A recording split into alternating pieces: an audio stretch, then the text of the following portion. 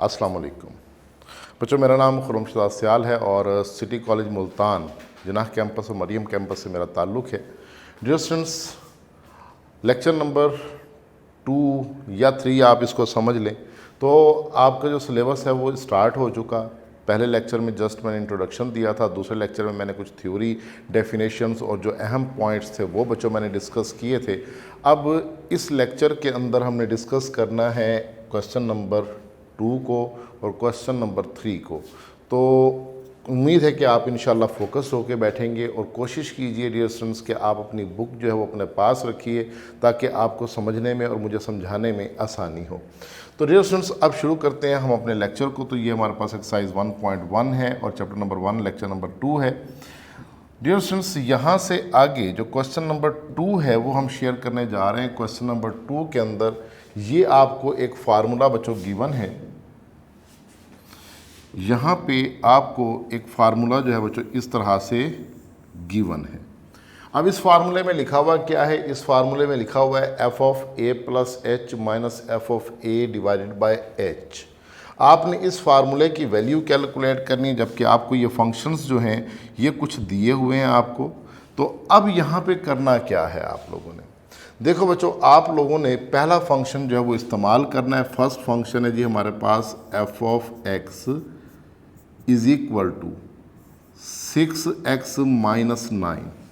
अब आपको इस फार्मूले की वैल्यू मालूम करने के लिए दो चीज़ें दरकार हैं। एक आपको चाहिए F of A plus H और दूसरा चाहिए आपको एफ ऑफ ए। तो बच्चों, F of A plus H मालूम करने के लिए मैं क्या करता हूँ, x की जगह पर जहाँ जहाँ पे x है वहाँ पे मैं रिप्लेस कर देता हूँ a प्लस एच को। सो this is F of a plus H. अब देखिए x की जगह a प्लस एच रिप्लेस हो रहा है, is equal to 6 multiplied by a plus H minus हो जाएगा 9। अब यहाँ पे आपने 6 को a से मल्टीप्लाई करना है। सो दिस इज 6a प्लस हो जाएगा 6h माइनस हो जाएगा 9। तो बच्चों, आप लोगों ने सबसे पहले क्या कैलकुलेट कर लिया? F of A plus H calculate कर लिया। यानी इस फंक्शन के अंदर जो फंक्शन मुझे गिवन था उस फंक्शन में x की जगह a प्लस एच हमने क्या कर दिया? रिप्लेस कर दिया। इसके बाद अब हम रिप्लेस करने जा रहे हैं x की जगह पर एफ ऑफ ए, क्योंकि हमें एफ ऑफ ए भी चाहिए होगा। तो अब यहाँ पे हम लिखते हैं जी f of A. So this is 6 into x की जगह a लिखा जाएगा और माइनस 9 ये एज इट इज़ आ जाएगा। इसके बाद आप लोगों ने कैलकुलेशन करनी है इस फार्मूले की, यानी आपने लिखना है जी f of A plus H minus f of A divided by H. So this is equal to, अब यहाँ पर आपने बच्चों वैल्यूज़ पुट करनी है। देखें वैल्यूज़ क्या होंगी? F of A plus H की वैल्यू ज़रा रिप्लेस करेंगे तो ये हो जाएगा हमारे पास 6a प्लस 6h माइनस 9। अब ये बीच में माइनस है तो ये माइनस करके आपने एफ ऑफ ए की जो वैल्यू है ये वाली, ये उठाकर यहाँ पर रिप्लेस करनी है। अच्छा, अब चूँकि बाहर माइनस है तो माइनस अंदर दोनों का साइन क्या कर देगा बच्चों? चेंज कर देगा। यानी यहाँ पे प्लस 6a है तो ये लिखा जाएगा माइनस 6a, ये माइनस 9 है तो लिखा जाएगा plus 9 divided by h as it is आएगा। देखिए मैंने कुछ भी नहीं किया, मैंने जस्ट वो फार्मूला लिखा जो क्वेश्चन के अंदर हमें गिवन था। उस फार्मूले में बच्चों मैंने f of A plus H की value minus f of a की वैल्यू पुट की divided by h as it is रखा। अब यहाँ से आगे देखो बच्चों, यहाँ से आगे नेक्स्ट हमारे पास करना क्या है? हमने इसकी सिंप्लीफिकेशन करनी है और सिंप्लीफिकेशन के हवाले से ये 6a से 6a क्या होगा? पॉजिटिव और नेगेटिव कैंसिल होगा। बाकी ये 9 से बच्चों 9 कैंसिल होगा और रिज़ल्ट आ जाएगा हमारे पास 6h divided by h। h से h कैंसिल करेंगे तो आपके पास रिज़ल्ट आ जाएगा 6। तो डियर स्टूडेंट्स, ये था हमारे पास क्वेश्चन नंबर 2 का फर्स्ट पार्ट। अब नेक्स्ट हमारे पास क्वेश्चन नंबर 2 का जो सेकंड पार्ट है वो हमने कैलकुलेट करना है। अच्छा, सेकंड पार्ट और थर्ड पार्ट दोनों एक जैसे हैं, इनको सॉल्व करने का तरीकाकार सेम है। तो मैं देखता हूँ कि इसको कैसे सॉल्व करना है। तो बच्चों मैं यहाँ पे इसको रेस करने लगा हूँ, तो ज़रा आप लोग देख लीजिएगा इसको अच्छी तरह से।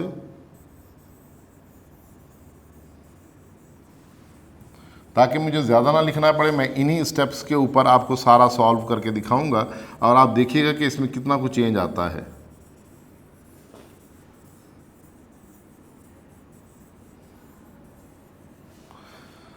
देखो बच्चों, मैंने कोई चीज़ चेंज नहीं की, जानबूझ के मैंने आपको ऐसे ही लिखा रहने दिया। सिर्फ मैंने आगे वाला हिस्सा रेस किया ताकि आपको पता चले कि स्टेप्स सेम है, स्टेप्स चेंज नहीं होंगे। तो बच्चों अब यहाँ पर देखो मेरे पास फंक्शन क्या दिया हुआ है, फंक्शन दिया हुआ है जी सेकंड पार्ट में f of x is equal to sine x. अब मैंने x की जगह वैल्यू पुट करनी है a प्लस एच, तो ये बन जाएगा साइन ब्रैकेट हो जाएगा a प्लस एच। अच्छा, अब इसके बाद f ऑफ a की जगह पे हम क्या पुट करेंगे, यहाँ पे x की जगह a पुट हो जाएगा, सो दिस इज साइन a। और यहाँ से आगे आप क्या लिखोगे, देखो बच्चों यहाँ से आगे आप लिखोगे f of a plus H की value. f of a plus H की वैल्यू क्या है, sine a plus H minus हो जाएगा साइन a ओवर हो जाएगा h। तो डियर स्टूडेंट्स, अब यहाँ पे एक चीज़ आप लोगों ने ज़रा गौर से देखनी है कि यहाँ पे एक फार्मूला बच्चों अप्लाई होता है। अब वो फार्मूला कौन सा है, वो फार्मूला अगर मैं आपके सामने यहाँ पर लिखूँ तो हमने फार्मूला पढ़ा हुआ है sine p minus sine q, ये बराबर होता है हमारे पास 2 cos p plus q over 2 into sine p minus q divided by 2।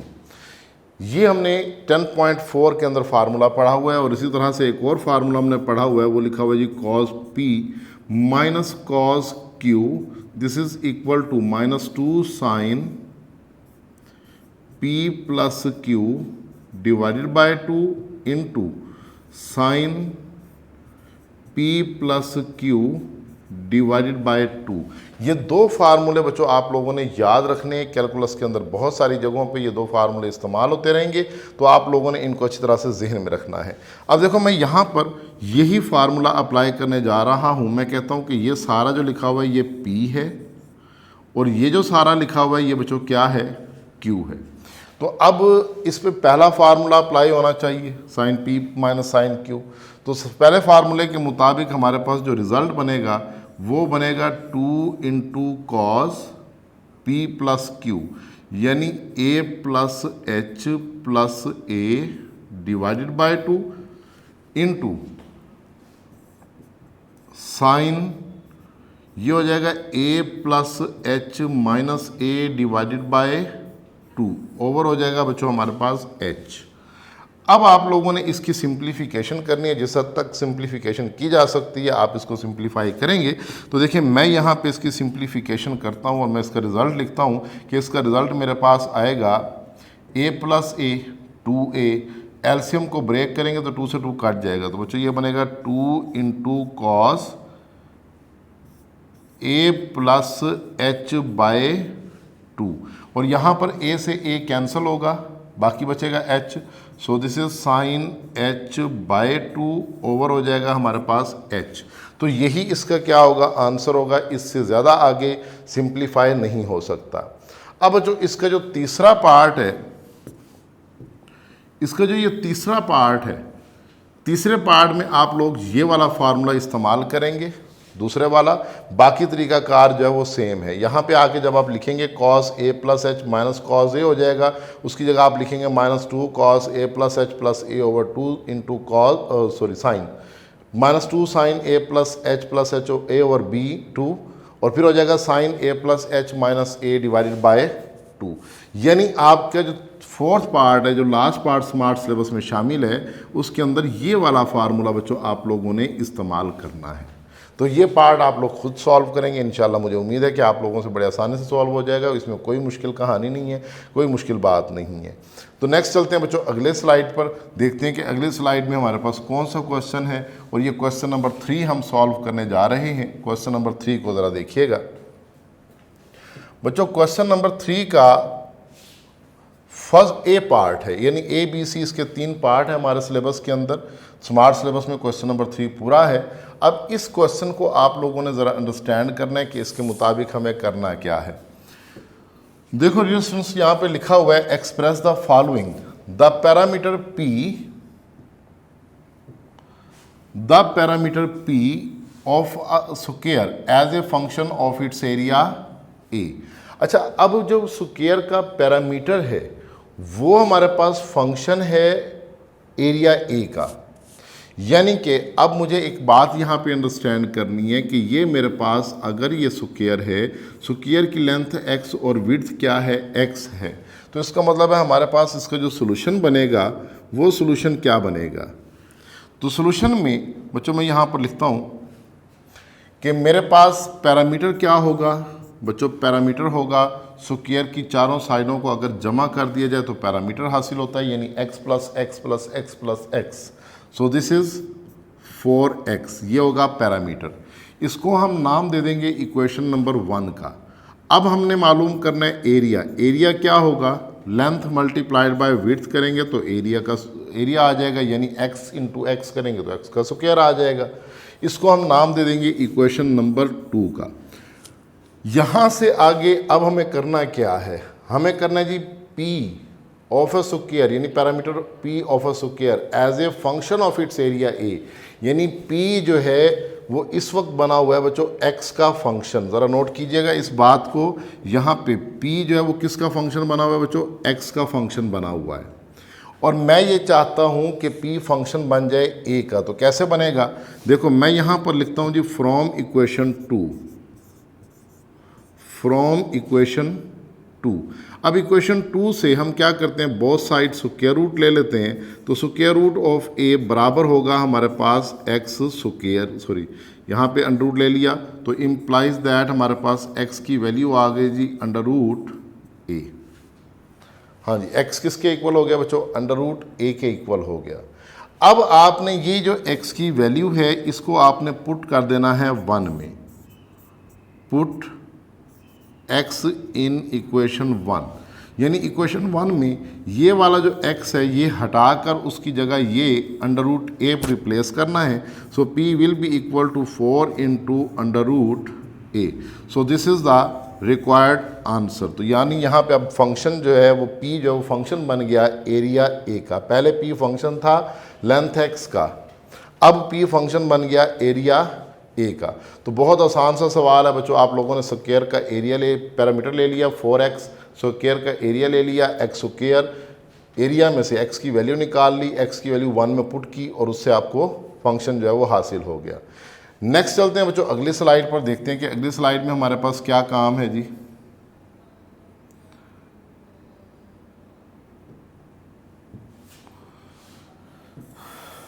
बच्चों अगली स्लाइड में हमारे पास फिर एक क्वेश्चन आ गया, इसमें लिखता है the area a of a circle as a function of its circumference C. यानी अब मुझे यहाँ पे करना क्या है, देखो बच्चों मुझे यहाँ पे ये करना है the area a of a circle. तो हम एक सर्कल ड्रा कर लेते हैं, ये मैंने एक बना लिया सर्कल। इस सर्कल का ले लिया बच्चों रेडियस r। अब इस सर्कल के हवाले से इसका जो एरिया होगा वो क्या होगा, एरिया होगा जी हमारे पास पाई आर स्क्वायर। ये जो फार्मूलाज है ना ये आपको वैसे याद होते हैं कि मतलब सर्कल का एरिया क्या है, पाई आर स्क्वायर है। और इसी तरीके से सर्कल का जो सरकमफेरेंस सी है वो क्या होगा, वो होगा हमारे पास 2 पाई आर। तो इसको हम नाम दे देते हैं बच्चों इक्वेशन 1 का, इसको नाम दे देते हैं इक्वेशन 2 का। अच्छा अब मुझे करना क्या है, दो बातें थी, एरिया ऑफ सर्कल और सरकमफेरेंस ऑफ सर्कल, दो बातें मैंने मालूम कर ली। अब मुझे जो असल में काम करना है, मुझे क्या करना है, मुझे ए को फंक्शन बनाना है इसके सरकमफेरेंस का। जी बच्चों मुझे ए को फंक्शन बनाना है सरकमफेरेंस सी का। तो मैं यहाँ पर लिखता हूँ जी फ्रॉम इक्वेशन 2।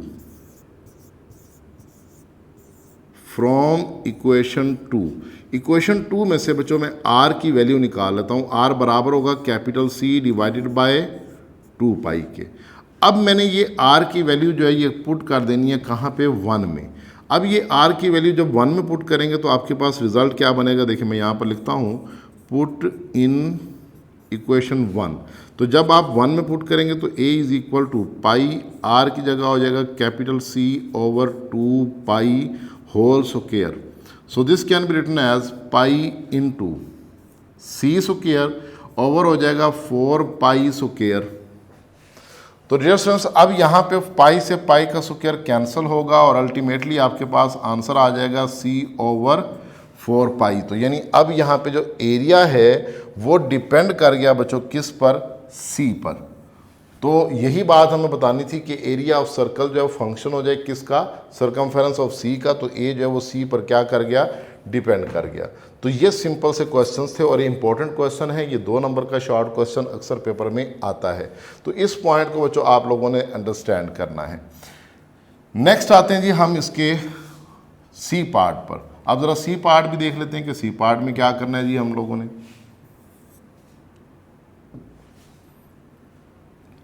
लो बच्चों, सी पार्ट जो है इसमें क्या करना है, इसमें देखिए यहाँ पर लिखता है the volume v of a cube as a function of the area a of its base.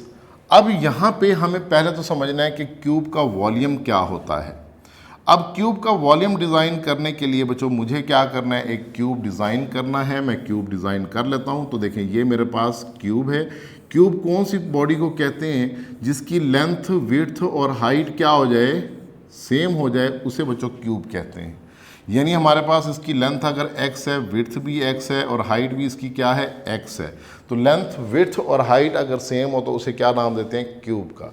तो अब बच्चों यहाँ पे हमारे पास जो सिलसिला है वो कुछ यूँ है कि सॉल्यूशन में मुझे क्यूब का जो वॉल्यूम है उसको फंक्शन बनाना है बेस के एरिया का। यानी यहाँ पे हमारे पास ये बेस जो है ना बच्चों, ये सिर्फ नीचे वाली साइड बन रही है, ये वाली साइड, ये वाली साइड जो है ये हमारे पास क्या बन रही है, बेस बन रही है। तो मुझे पहले तो इस क्यूब का वॉल्यूम तलाश करना है। तो बच्चों इस क्यूब का वॉल्यूम बड़ा सिंपल है। वॉल्यूम होगा जी आपके पास length multiplied by width multiplied by height. तो चूँकि तीनों चीज़ें सेम है तो इसलिए इसका वॉल्यूम होगा हमारे पास एक्स क्यूब। अब इसकी बेस का एरिया बनाना है। तो बच्चों बेस का एरिया बराबर होगा हमारे पास, अब सिर्फ बेस का एरिया है, ये वाला एरिया है, तो x into x. So this is x square.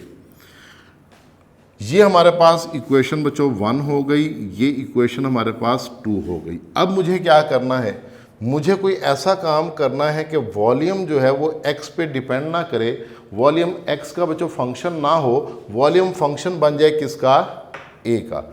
तो अब किस तरह से करना है, बहुत सारे बच्चों ने कर भी लिया माशाल्लाह, बहुत अच्छी बात है, सोच लिया कि अच्छा ये काम करना है।